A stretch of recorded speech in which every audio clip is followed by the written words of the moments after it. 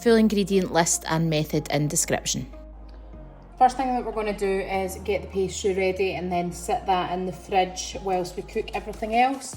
So I'm going to use a round pastry dish. I've got my 2 rolls of puff pastry. I'm going to put this over the top of a puff pastry cut round, and that will be the lid for our pie. And then I'll use the other puff pastry to seal around the bottom, so that will be the base of the pie.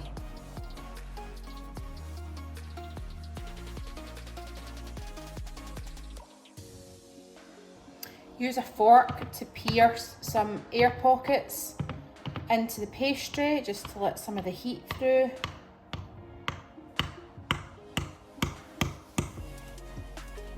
And then just place your circular disc on top and put it in the fridge, and we'll bring it back out when we're going to be putting the pie mixture in. Next stage after your pastry is in the fridge is we're going to add some oil. I know this says olive oil, this is rapeseed oil. I'll add that in the caption. And I'm going to brown off the meat. So I'm going to season it and add in the sausages and the steak to here. Brown it off until it's got a nice caramelisation in it, and then take it out. And whilst this is cooking, we're going to chop the veggies. So I'm using pork sausages. Meat I'm using is all from Donald Butcher. So I pierce the sausages before I add them in, and then add in the cubed steak before seasoning with salt and pepper and cooking until caramelised.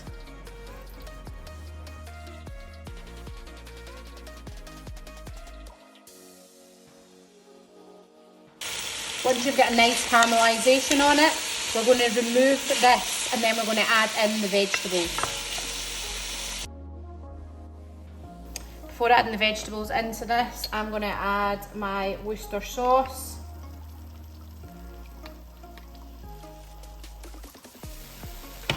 And just deglaze the pan a little bit. And get all those nice juices from the caramelisation of the meat. Then you're going to add your onion, celery and carrot.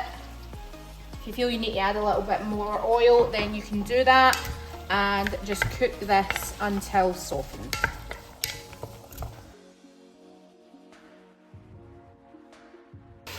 To your veg whilst it's cooking, you're also going to add your mustard and mixed herbs. And then cook until softened.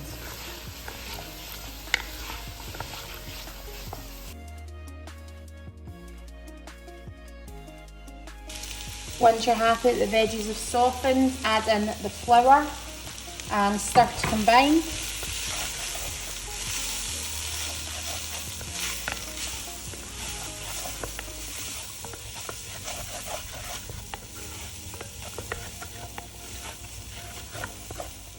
Then you're going to add your sausage and stew back in.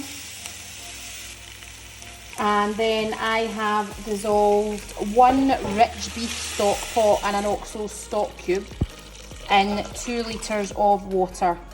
You can use either or, but I just like using 1 rich beef. But you can use 2 beef OXO cubes. And give that a stir.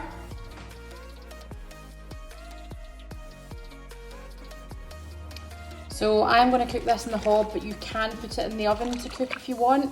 I'd recommend about 200, say for about an hour and a half to 2 hours, but check it after the hour and a half, maybe every 15 minutes, and add more liquid if you feel it needs it. But I'm going to leave this on a medium to high heat, so if possible 6 out of 9 my hob, and I'll come back to it in about an hour just to show you.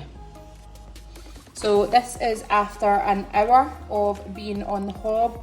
As you can see, it reduced quite substantially. I'd say there's maybe about 1.5 inches to 2 inches of water in there. So what I'm going to do at this point is actually grab some scissors and chop up the pork links. So once I've chopped up the sausages, I'm going to drop it down to low to medium heat, so a possible 4 out of 9, and I'm just going to simmer that for another half hour and then come back to it. So that is us after an hour of medium to high heat and 15 minutes of low to medium. I'm gonna grab out the kind of big chunky stuff because I am gonna stir through the bisto gravy granules. You don't need to if you don't want to. And then we're gonna get on to filling the pastry.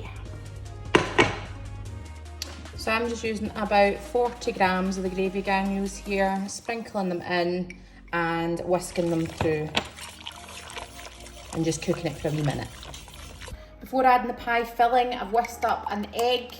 I'm just going to actually coat the bottom of the pastry with the egg and then add it to a preheated oven at 200 to seal off just for a minute before then adding the rest of the mixture.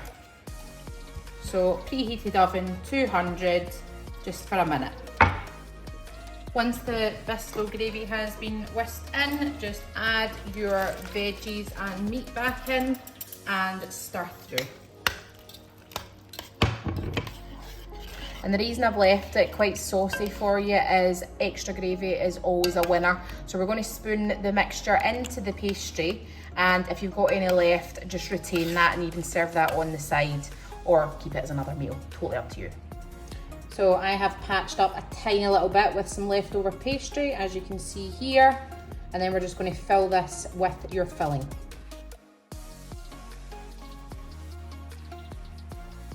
And once it's filled, I just egg wash around the edges, press that down with a fork and make 2 holes in the middle to let air get out. And then the final step is just to brush the top of all your pastry with your egg wash. That'll ensure it goes a nice golden brown. And then we're going to put it back in the oven, still preheated to 200 degrees. And after 20 minutes in the oven, you should have a perfectly golden puff pastry steak pie. I hope you enjoy.